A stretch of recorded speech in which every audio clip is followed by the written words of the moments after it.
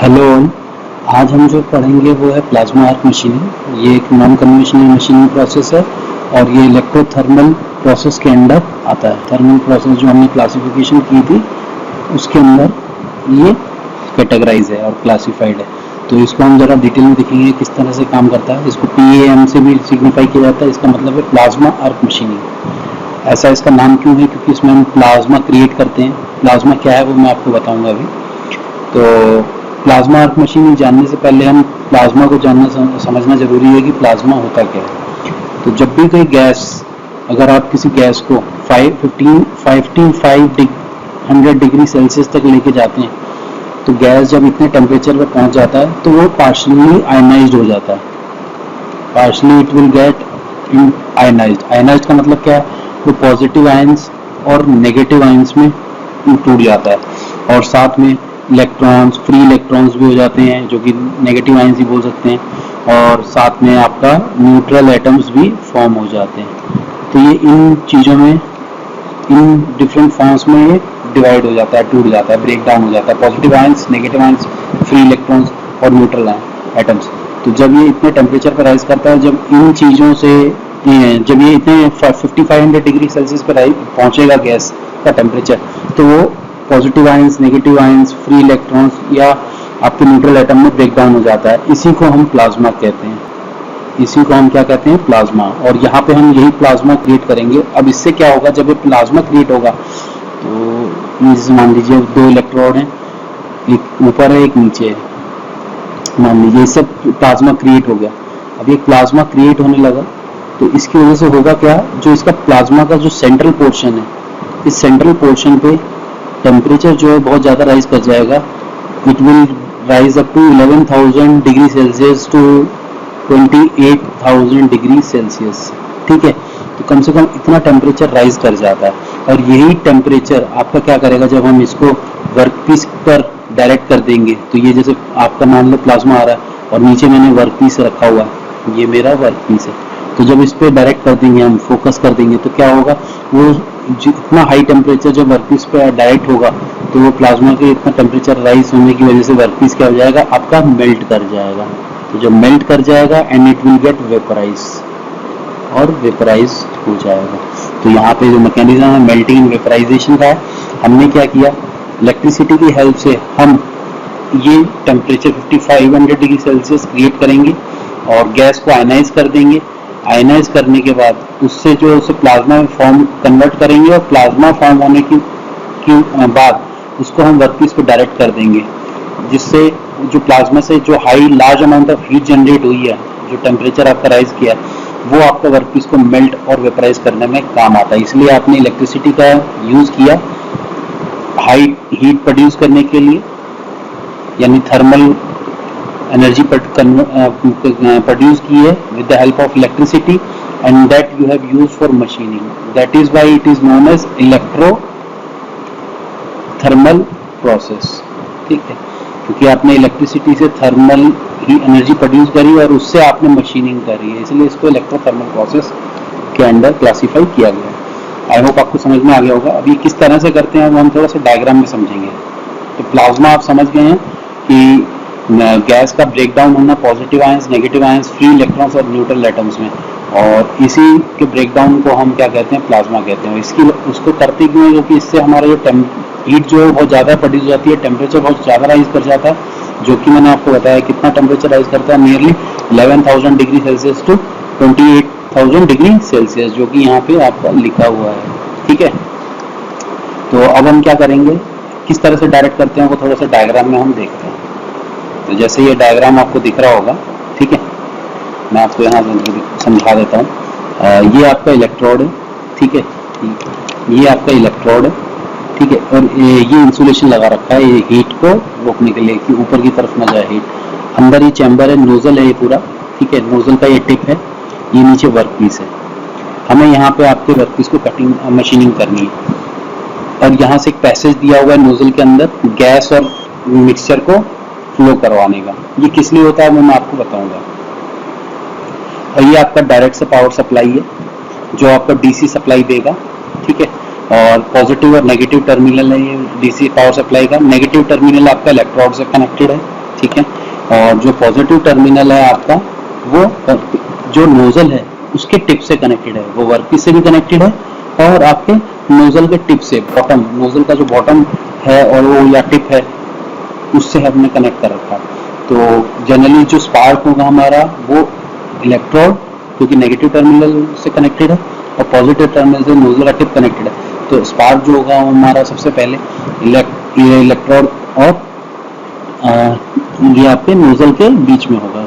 तो यहाँ पे एक आर्क प्रोड्यूस हो जाएगा और वो आर्क क्या करेगा, कम से कम nearly 5000 degree Celsius temperature rise कर देगा।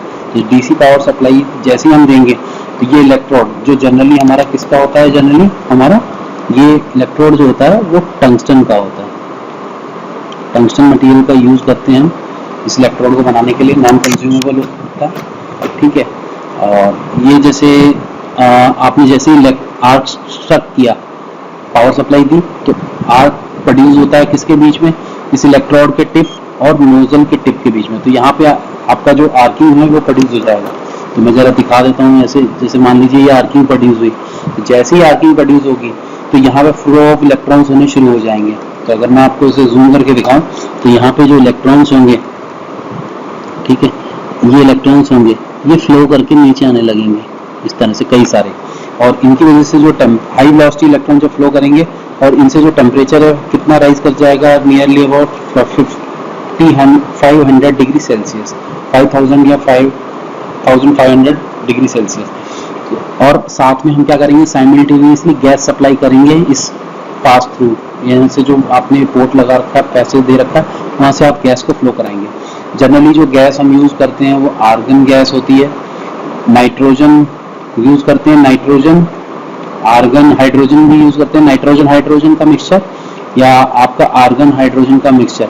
तो डिफरेंट टाइप की गैसेज आप यूज़ करते हैं अलग अलग मटेरियल के लिए, और वो इस चीज़ पे डिपेंड करती है कि आपको जो कट लगाना है वो किस क्वालिटी का कट लगाना है वर्कपीस के ऊपर। तो नाइट्रोजन हाइड्रोजन, आर्गन हाइड्रोजन का मिक्सचर, ये अलग अलग है। कंप्रेस्ड एयर को भी आप यूज़ करते हैं डिपेंडिंग अपॉन आपका मटेरियल कौन सा है जिस पे आप कटिंग कर रहे हैं, एल्यूमिनियम, मैग्नीशियम, ये आपको यहाँ पे एक टेबल से रफली बताया गया। अब मान लीजिए जब से ये आपका गैस आप पास करेंगे तो ये हाई इस गैस की एक वेलोसिटी से आप इसे पास थ्रू करेंगे। तो जो हाई वेलोसिटी गैस जैसे ही इस आर्क के पास आएगा, हाई वेलोसिटी गैस जैसे ही इस आर्क के पास आएगा तो वो हाई वेलोसिटी इलेक्ट्रॉन के साथ टकराएगा, कोलाइड करेगा, तो उस गैस जो होगा इतने टेम्परेचर पे आपके 5500 डिग्री सेल्सियस पे आयनाइज होना शुरू कर देगा, and it will get break down into, ionize होना मतलब it will get break down into free positive ions, negative ions, free electrons of neutral atom, और उसकी वजह से क्या होगा, प्लाज्मा यहाँ पे क्रिएट हो जाएगा।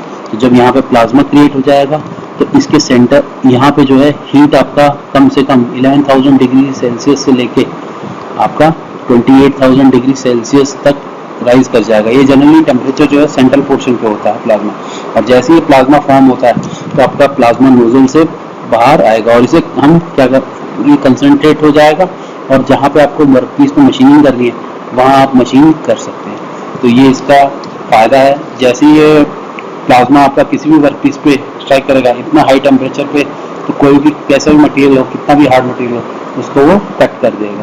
तो हाई इस तरह से हम, और वो मेल्ट कर देता है और उसको वेपराइज कर देता है। तो आपका इस तरह से हम कटिंग करते हैं प्लाज्मा आर्क मशीनिंग में। आई होप आपको समझ में आ गया होगा। हाई वेलोसिटी जेट गैस का पास करते हैं, जो कि जैसे ही ये हाई वेलोसिटी इलेक्ट्रॉन जो आर्क स्ट्रक करने की वजह से आया है उनके साथ कांटेक्ट में आता है, तो इट विल फॉर्म प्लाज्मा, और वो plasma will help in removing material from the workpiece by melting the workpiece due to rise in temperature, due to very high rise in temperature, and ultimately it will vaporize. तो इस तरह से हम इसमें machining करते हैं। और मैंने आपको बता ही दिया थर्मल, तो ये पूरा प्रोसेस इसमें समझाया वो मैंने आपको बता ही दिया क्या लिखा, और इसके एडवांटेजेस क्या क्या हैं वो देख लेते हैं। एडवांटेजेस जो हैं आप पहला देखें तो बहुत फास्ट प्रोसेस है, बहुत जल्दी होता है, इसका रैपिड प्रोसेस है। Excessively high temperatures are generated, बहुत ज़्यादा हाई टेम्परेचर राइज करता है, मैंने आपको बता दिया, आपको बता भी दिया कि 11000 डिग्री सेल्सियस से लेकर 28000 डिग्री सेल्सियस तक राइज जाता है, और इतना टेम्परेचर किसी मटेरियल को कट कर सकता है। तो थर्ड है कि it can be use to cut any material, और इसके लिमिटेशंस क्या हैं कि इनिशियल कॉस्ट जो होता है वो काफ़ी ज़्यादा होता है, इनिशियल कॉस्ट जो है इसका काफ़ी हाई है।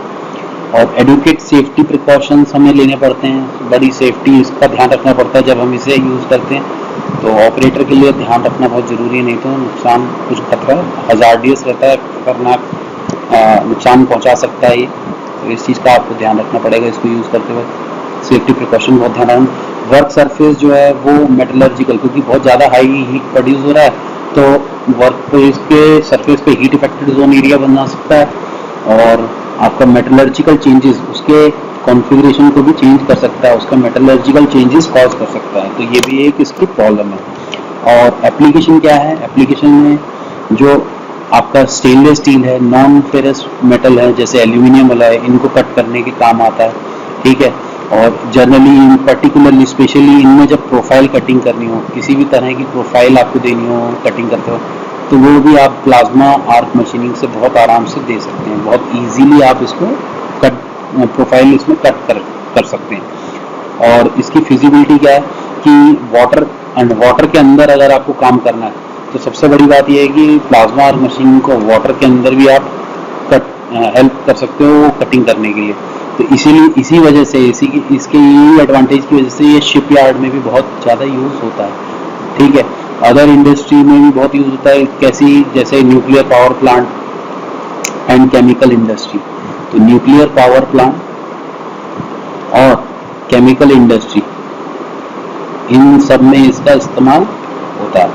और जनरली और कौन सी यही टेक्निक जो है आपकी सक्सेसफुली यूज़ की जाती है टर्निंग मिलिंग करने के लिए किन मशीन मटेरियल को जो बहुत मुश्किल से मशीन हो पाते कट। तो जो बहुत हार्ड है मटेरियल जिनको मशीन करना बहुत मुश्किल है, difficult to cut material, difficult to machine material और वेरी हार्ड टू मशीन, उनमें आप टर्निंग मिलिंग कोई भी ऑपरेशन आप करना चाहें प्लाज्मा आर्क मशीनिंग से कर सकते हैं। तो ये इसका एक बहुत बड़ा एडवांटेज है।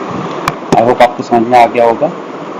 मैंने आपको ट्राई किया है सारा इसके बारे में बताने के लिए, एडवांटेज डिसएडवांटेज। अच्छा एक चीज़ और है, जैसे यहाँ पे मैंने आपको बताया कि ये टेम्परेचर बहुत राइज कर जाता है, तो कई बार क्या होता है इसके लिए इसके कॉर्नर में या इसके अंदर सेंटर में ही यहीं पे आपका वाटर सप्लाई भी दे देते हैं। वाटर सप्लाई इसलिए देते हैं ताकि टेम्परेचर इसका अप ना जाए, तो इलेक्ट्रोड भी आपका ज़्यादा कंज्यूम ना हो, उसका टेम्परेचर मेंटेन रहे और कूलेंट की तरह वो काम कर सकें। तो आपका नोजल भी जो हाई टेम्परेचर पे राइज कर जाता है उसको भी ये उतना टेम्परेचर पे नहीं जाने देता ताकि आपका वेयर आउट खराब हो जाए। तो उसके टेम्परेचर को कूल रखने के लिए, कूल टेम्परेचर को कम रखने के लिए हम यहाँ बीच में वाटर सप्लाई का भी यूज़ करते हैं, या इसके कॉर्नर में यहाँ पे वाटर सप्लाई करते रहते हैं, सर्कुलेशन करते रहते हैं, जिससे आपका टेम्परेचर राइज नहीं होता। जैसे कि इस डायग्राम में मैं आपको दिखाऊँ, अगर आप ये डायग्राम देख रहे हैं तो इसमें देखिए आप वाटर सप्लाई, ये देखिए यहाँ पे आपका गैस सप्लाई था तो यहाँ प्लाज्मा गैस बना, लेकिन साइड में हमने क्या किया, यहाँ कूलिंग वाटर दे दिया। कूलिंग वाटर देने से क्या हुआ, सर्कुलेट कर रहे हैं, ये यही साइड में सर्कुलेट होगा, कॉन्टैक्ट में नहीं आएगा, ये साइड से बस एक पाइप्स हैं जिससे या ट्यूब्स हैं जिनके थ्रू पास करते रहेंगे, तो वो जो भी हीट यहाँ जनरेट हो रही है बहुत ज़्यादा, उसको ऑब्जर्व करके बाहर फ्लो आउट करता रहेगा, तो आपका टेम्परेचर यहाँ पे कम रहेगा, इंक्रीज नहीं करेगा। तो ये फ़ायदा होता है कूलिंग वाटर सप्लाई करने का। आई होप आपको समझ में आया होगा सब कुछ। Thank you.